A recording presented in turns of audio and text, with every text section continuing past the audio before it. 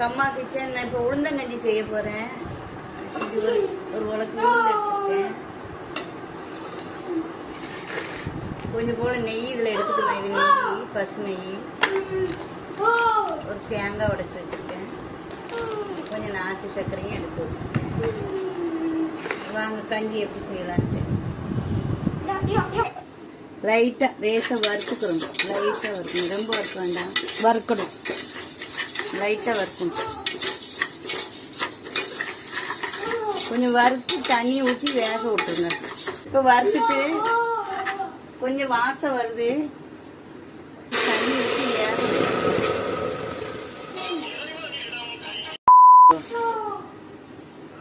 ஒரு நிமிஷம் இரு.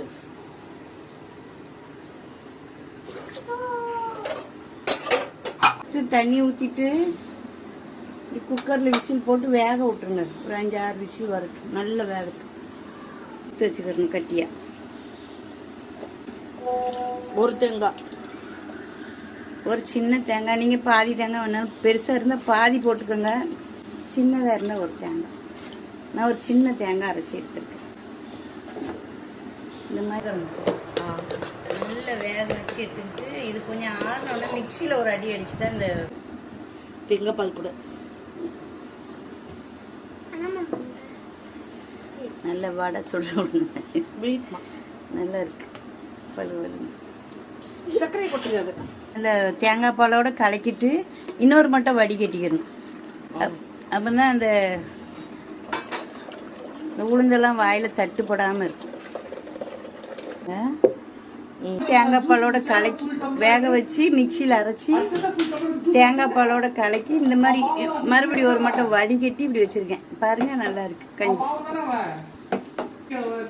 நீங்க வந்து பார்த்துட்டு சேர்த்துக்கோங்க இனிப்பு எவ்வளோ தேவையான்ட்டு.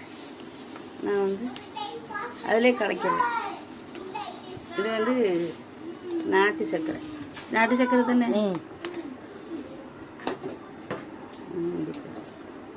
நல்லா காய்ச்சி இறக்கும் போது நெய் விட்டு இறக்கணும். அருமையான உளுந்தங்கஞ்சி ரெடி ஆயிட்டு இந்த பழத்தில் தான் இருக்கணும், குடிக்கிற மாதிரி.